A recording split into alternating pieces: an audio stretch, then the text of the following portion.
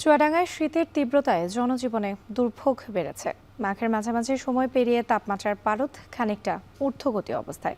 আরও জানাতে শহরের দৌলতদিয়া এলাকা থেকে যুক্ত হচ্ছেন অনিক চক্রবর্তী। অনেক জেলায় বর্তমানে কত ডিগ্রি তাপমাত্রা বিরাজ করছে, শীত নিয়ে আবহাওয়া অফিস কি বার্তা দিয়েছে এবং একই সাথে জানতে চাই তীব্র শীতে ছিন্নমূল মানুষের কি অবস্থা। রাত্রি আসলে গত কয়েকদিনের যে তাপমাত্রা, সেই তাপমাত্রার পরিমাণ কিন্তু আসলে চুয়াডাঙ্গাতে কিছুটা বেড়েছে। গতকাল ১৯ এর ঘরে তাপমাত্রা ছিল। আজ কিন্তু সকাল ৬ টায় চুয়াডাঙ্গার তাপমাত্রা চুয়াডাঙ্গার আবহাওয়া অফিস রেকর্ড করেছে ১৮.৩ ডিগ্রি সেলসিয়াস। অর্থাৎ আ বলা চলে যে তাপমাত্রা কিন্তু আসলে বাড়ছে গত কয়েকদিনের তাপমাত্রা থেকে। তো এই তাপমাত্রা বাড়লেও শীতের যে আসলে দুর্ভোগ, শীতের যে আসলে চিত্র, সেটি আসলে কিন্তু সাধারণ মানুষ চরম আকারে আসলে দুর্ভোগে আছে। আমি দেখেছি যে সকালে যারা রাস্তায় বেরোয়েছে কাজের সন্ধানে, তারা কিন্তু আসলে দুর্ভোগেই পড়েছে। কারণ বাতাসের আর্দ্রতা যেহেতু আজকে বেশি ছিল, সুতরাং শীতের অনুভব আসলে বেশিই বলা চলে।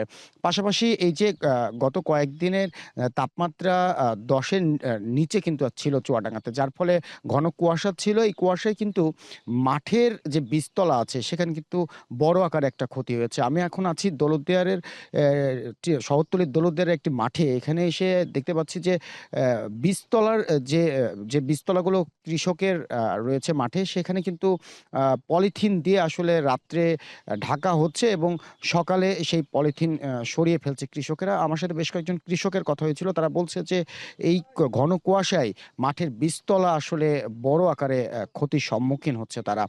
পাশাপাশি কৃষি সম্প্রসারণ অধিদপ্তরের পক্ষ থেকে যারা প্রান্তিক কৃষক আছে, তাদেরকে নানাভাবে পরামর্শ দেয়া হচ্ছে।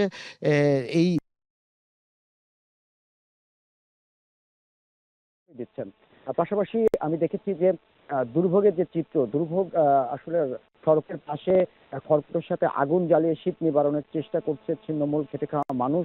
পাশাপাশি জেলা প্রশাসনের পক্ষ থেকে এখন জেলার যে ৪টি উপজেলা আছে, সেখানে কিন্তু ২০,০০০-এরও অধিক শীতবস্ত্র, কম্বল বিতরণ করা হয়েছে।